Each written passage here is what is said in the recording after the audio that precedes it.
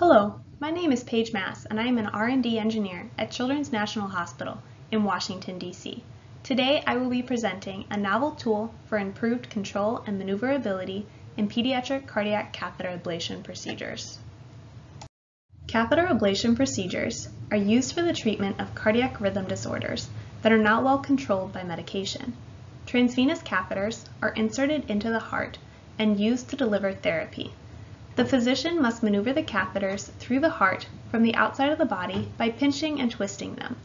These catheters are small, ranging in size from 1 to 3 millimeter. Manipulating them requires significant finger dexterity and control, which can lead to overexertion and muscle fatigue. This is especially challenging in the pediatric population, where small stature and potential anatomical anomalies add further difficulty when manipulating the catheters. There are approximately 500,000 cardiac ablation procedures performed in the U.S. each year, with about 5,000 performed in the pediatric population. While many torque tools exist to improve the control and maneuverability of transvenous guide wires, these tools are too small to accommodate cardiac ablation catheters and pinch in a way that can cause damage to the internal structure of the catheter, potentially altering the therapy delivered. Our team has developed PeriTorque, a novel patent-pending tool to improve control and maneuverability of cardiac ablation catheters. The tool is made of a two-part base that securely snaps together in the manufacturing process and an enclosed sled. The base has a main channel for the catheter to rest in and rails for the sled to slide along. The sled has a groove that holds the catheter in place and distributes the force over a large enough area so as to not damage the internal structures. To use the tool, the sled is pulled back and rotated 90 degrees to the left, opening the tool. The catheter is then placed in the channel, and the sled is rotated 90 degrees to the right, closing the catheter in the tool. The sled is then pushed forward until it is securely holding the catheter. The main channel is sloped so that the catheter groove and the channel converge as the sled is pushed forward, allowing the tool to accommodate catheters ranging in size from 3 to 9 French. We conducted 4 main tests of performance on the tool, starting with grip strength. The tool was placed on a standard 7 French ablation catheter, with the sled advanced to a predetermined location based on feedback from end users of expected normal use. The tool and catheter were set up on an instron, and an axial force was applied to the tool until slip occurred. The tool began to slip at an average force of 31 Newton, which is approximately 10 times greater than the peak force needed to insert a catheter into a vessel.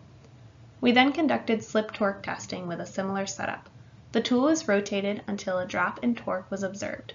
The average slip torque was observed to be 0.039 Newton meter, 5 times greater than the max torque exhibited when rotating a catheter in a vessel. Next, we investigated catheter performance at maximum grip strength.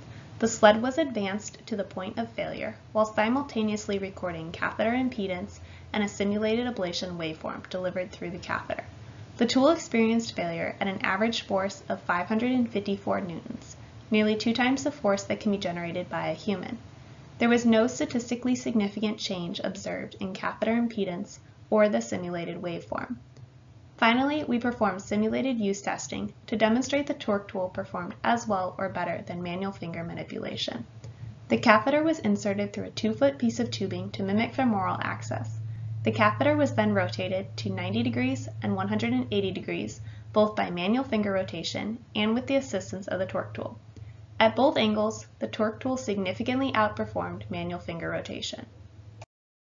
In conclusion, we successfully developed a novel torque tool for improved control and maneuverability of cardiac ablation catheters and demonstrated that the tool can grip with forces in excess of normal clinical conditions without damaging the internal electronics of the catheter. In initial simulated use testing, the tool was able to more accurately translate torque than manual finger rotation.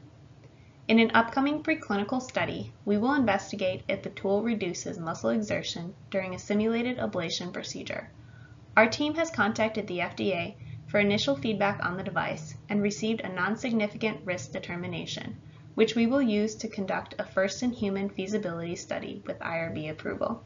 We believe this tool will provide a significant contribution to improve cardiac ablation procedures for both physicians and patients.